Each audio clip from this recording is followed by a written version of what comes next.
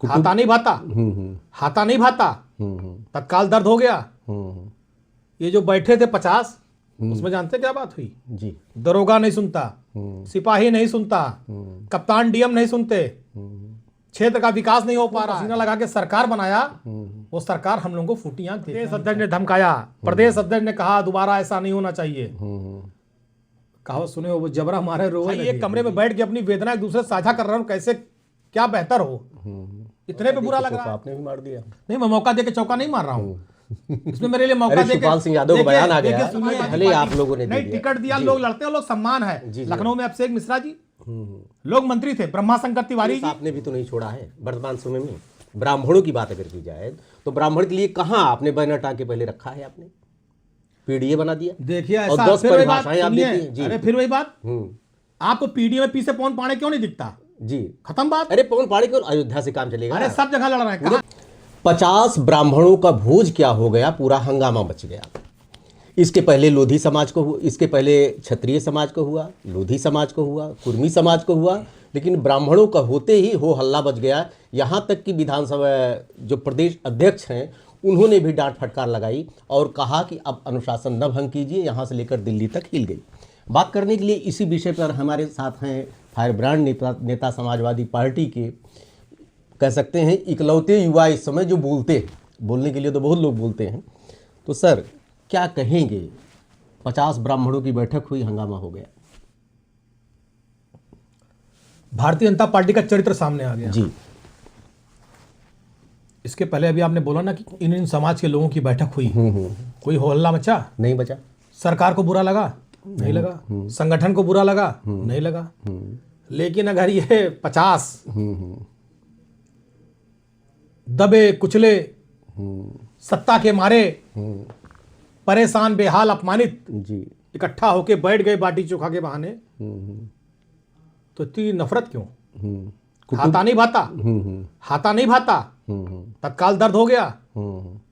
ये जो बैठे थे 50, उसमें जानते क्या बात हुई जी? दरोगा नहीं सुनता, सिपाही नहीं सुनता, कप्तान डीएम नहीं सुनते, क्षेत्र का विकास नहीं हो पा रहा है, सरकार लगातार अपमानित हो रही है, हमारे समाज के लोग मारे और उत्पीड़न किए जा रहे हैं, हम कुछ नहीं कर पा रहे हैं। जी जी। ये 50 लोग केवल रोना रो रहे थे कमरा बंद करके, अपनी वेदना एक दूसरे के कंधे पर रख के साझा कर रहे थे। जी जी। और वो बता रहे थे कि भाई जौन गति मोरी तोन गति तोरी। जी जी। हमारे भी क्षेत्र में हम भी अपमानित हो रहे हो और तुम भी अपमानित हो रहे हो, और जिसके लिए खून पसीना लगा के सरकार बनाया, वो सरकार हम लोगों को फूटी आंख देखना नहीं चाहती। यही वहां हो रहा था। और उसके बाद कल सारे चैनल पे चला, प्रदेश अध्यक्ष ने धमकाया, प्रदेश अध्यक्ष ने कहा दोबारा ऐसा नहीं होना चाहिए। कहावत सुने हो, वो जबरा मारे रोए न दिए। जी जी। तो जबरा मार भी रहा है और इन ब्राह्मण विधायकों को रोने भी नहीं दे रहा है कि अगर रोगे तो टिकट कट जाएगा, अगर मुंह से आवाज निकलेगी तो पार्टी से निष्कासित कर दिया जाएगा अनुशासनहीनता के आरोप में। इससे भारतीय जनता पार्टी का जो चरित्र है वो सामने आ गया। जी जी। भाई उन लोगों ने कौन सी अनुशासनहीनता कर दी?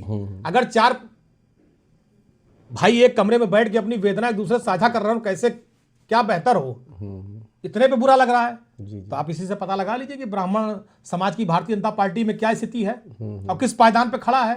अब ये तो उन विधायकों को सोचना चाहिए और उत्तर प्रदेश के देवतुल्य समाज को सोचना चाहिए कि भारतीय जनता पार्टी की सरकार में क्या स्थिति है, किस पायदान पर है। इससे बुरा दिन उनका और इससे दुर्भाग्य उनके लिए कुछ नहीं हो सकता कि खाली एक भाई दूसरे भाई से बात कर रहा है, अपना कष्ट कम कर रहा है, तो लाठी चल रही है। मौका देख के चौका आपने भी मार दिया। नहीं, मैं मौका देके चौका नहीं मार रहा हूँ, इसमें मेरे लिए मौका देके। शिवपाल सिंह यादव का बयान आ गया। देखिए सुनिए, समाजवादी पार्टी की सरकार थी जी। आदरणीय माता प्रसाद पांडे जी विधानसभा अध्यक्ष सबसे बड़ी कुर्सी बैठते थे। ढेर सारे ब्राह्मण समाज के लोग मंत्री थे, कई कैबिनेट मिनिस्टर थे, कई राज्य मंत्री थे, कई लोग आयोगों के अध्यक्ष थे, कई लोग आयोगों के अध्यक्ष थे, कई लोग निगम में सदस्य थे। तो ऐसा नहीं है कि हमारी समाज ने सम्मान दो नहीं नाम दिया। आप लेते हैं, एक जनेश्वर नाथ मिश्रा का ले लेते हैं, माता प्रसाद पांडे का ले लेते हैं, और एक इस समय ट्रेंडिंग में नेता आप हैं। आप पहले भी नहीं सुनिए, नहीं आप गलत बात कर रहे हैं, सुनिए मेरी बात। स्वर्गीय पंडित जनेश्वर मिश्रा की परंपरा की जो शुरुआत हुई, स्वर्गीय बृजभूषण तिवारी जी राज्यसभा सांसद रहे, इलाहाबाद यूनिवर्सिटी के अध्यक्ष थे समाजवादी पार्टी। कुशल तिवारी को हम लोगों ने लोकसभा का टिकट दिया गोरखपुर, विनय शंकर तिवारी जी को टिकट दिया। उसके बाद आलोक तिवारी जी राज्यसभा सांसद बस्ती, राजा राम पांडे को टिकट दिया विधानसभा का। बगल गोंडा चले जाइए, श्रीमती नंदिता शुक्ला जी, श्री बैजनाथ दुबे जी। अयोध्या में आ जाइए, श्री जयशंकर पांडे जी। बगल चले जाइए, संतोष पांडे जी। ऐसे बढ़ते चले जाइए, अमिताभ वाजपेयी जी। बहुत बड़ी श्रृंखला है समाजवादी भले आप पार्टी। लोगों ने नहीं, टिकट दिया, लोग लड़ते हैं, लोग सम्मान है। लखनऊ में अभिषेक मिश्रा जी लोग मंत्री थे, ब्रह्मा शंकर तिवारी जी, मनोज पांडे जी जो आज दल छोड़ के चले गए कैबिनेट मिनिस्टर थे, ब्रह्मा शंकर तिवारी जी कैबिनेट मिनिस्टर थे। क्या बात आप कर रहे हैं? समाजवादी पार्टी ने हमेशा, भाई आपने जो समाजवादी पार्टी ने हमेशा सम्मान दिया, समाजवादी पार्टी ने हमेशा आदर किया। जी जी मर्यादा भगवान परशुराम जी की जयंती का अवकाश समाजवादी पार्टी ने घोषित किया, श्रद्धेय नेताजी और आदरणीय अखिलेश जी ने घोषित किया। ब्राह्मण समाज के जो संस्कृत के अध्यापक हैं उनके विद्यालयों को मान्यता देने का काम जी जी आदरणीय अखिलेश यादव जी और श्रद्धेय मुलायम सिंह यादव जी ने किया। उसमें 99% टीचर ब्राह्मण समाज के हैं। जो 10,000 और 15,000 तनख्वाह पाते थे वो 70,000, 80,000, 1 लाख पाने लगे और 1 तारीख को खाते में आने लगी तनख्वाह। अगर ये देन किसी की है तो आदरणीय मुलायम सिंह यादव जी, आदरणीय अखिलेश यादव जी की देन है। अगर मेरी बात गलत है तो इसका खंडन करें, भाजपा के लोग बताएं कि ये बात गलत कर रहे हैं कि ये काम आदरणीय मुलायम सिंह जी, अखिलेश जी ने नहीं किया था। जी जी जी। और उसके बाद आज समाजवादी पार्टी की सरकार जाने के बाद अगर संस्कृत के अध्यापकों के लिए उत्तर प्रदेश के मुख्यमंत्री रहते हुए माननीय योगी जी ने कुछ किया तो बता दीजिए। जी जी। सरकार बनी सबसे पहले भगवान परशुराम की जयंती का अवकाश घोषित कर दिया, उन्हें भगवान मानने से इनकार कर दिया, कहा महापुरुष है। जी जी जी। तो ये सारी चीजें सामने, कोई मैं बनावटी आपको किस्सा कहानी नहीं सुना रहा हूं, ये सारे प्रमाण हैं, सारे साक्ष्य हैं और ये सारे साक्ष्य भी जिंदा हैं, समाज में दिख रहे हैं। मैंने वो बातें आपसे कही। भाई स्पेस आपने भी तो नहीं छोड़ा है वर्तमान समय में। ब्राह्मणों की बात अगर की जाए तो ब्राह्मण के लिए कहाँ आपने बैनर टांग के पहले रखा है? आपने पीडीए बना दिया, देखिए और 10 परिभाषाएं आप देती हैं। अरे फिर वही बात, आपको पीडीए में पी से पवन पांडे क्यों नहीं दिखता? जी खत्म बात। अरे पवन पांडे को अयोध्या से काम चलेगा। अरे सब जगह लड़ रहे हैं, पूरे प्रदेश की जिले बात में नहीं लड़ रहे हैं भाई। मैंने आपको इतने जिले गिनाए तो कौन नहीं लड़ रहा बताइए आप। इतने जिले आपको मैंने लाइन से गिना दिए। अब कहो 17 जिले में चली गिनाई आपका बैठाई के सूची लेके। भाई समाजवादी पार्टी टिकट दे रही है, समाजवादी पार्टी सम्मान दे रही है। आज नेता प्रतिपक्ष कौन है हमारी पार्टी में? अगर अखिलेश जी ने नेता प्रतिपक्ष का पद छोड़ा तो किसको दिया? आदरणीय माता प्रसाद पांडे जी को दिया। वो तो नहीं कुछ बोल रहे हैं। क्या नहीं बोल रहे हैं? बल्कि सदन चला 4-5 दिन, उन्होंने पूरा गर्जा है मजबूती से। उन्होंने भारतीय जनता पार्टी की पूरी कलाई खोल दी सदन के अंदर। क्या बात आप कर रहे हैं? अरे भाई ऐसा है कि ब्राह्मण आखिर कहाँ जाए वर्तमान परिस्थितियों में? देखिए ब्राह्मण बहुत समझदार है जी। एक अपने चैनल पर ना पूछो, ब्राह्मण बहुत समझदार है। जी जी। और आज ब्राह्मण जान रहा है कि भारतीय जनता पार्टी की सरकार में हमारा उत्पीड़न हो रहा है, हम मारे जा रहे हैं, फेक एनकाउंटर हो रहा है। हरशंकर तिवारी जी की मूर्ति चबूतरा साहिब उखड़वा दिया गया। जी जी।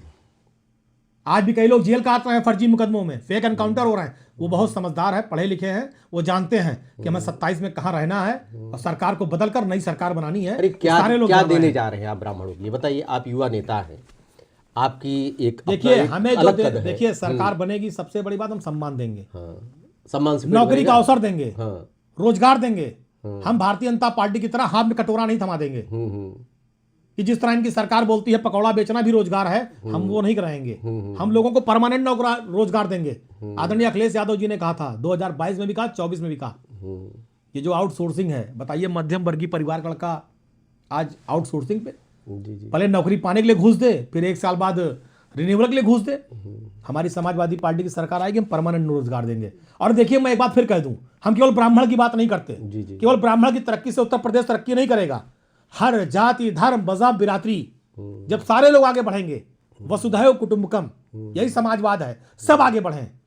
हम ये नहीं कहते कि ब्राह्मण पीछे रह जाए और ये आगे बढ़ जाए, सब आगे बढ़ें, सबकी तरक्की हो, सबका विकास हो, हर परिवार में खुशहाली आए, ये हमारी परिकल्पना, ये हमारा समाजवाद है और हम इस पर काम करेंगे। हमारे आदरणीय अखिलेश जी भी लगातार इस पर काम कर रहे हैं। तो आप अभी क्या मैसेज देना चाहेंगे ब्राह्मणों को अपनी तरफ से? हम अपने सभी भाई बंधुओं से निवेदन करेंगे कि लगातार भारतीय जनता पार्टी की सरकार ठग रही है, छल रही है, लूट रही है।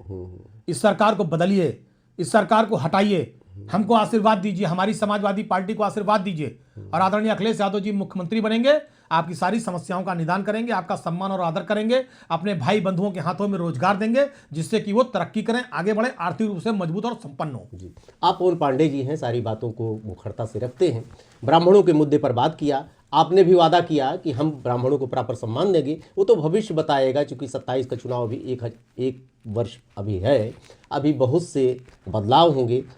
आगे समाजवादी पार्टी क्या करती है। हालांकि अभी तो आप वादा कर रहे हैं कि हम उनको पूरा सम्मान देंगे। देखते रहिए अयोध्या दर्पण। ढेर सारी शुभकामनाएं। धन्यवाद आपका।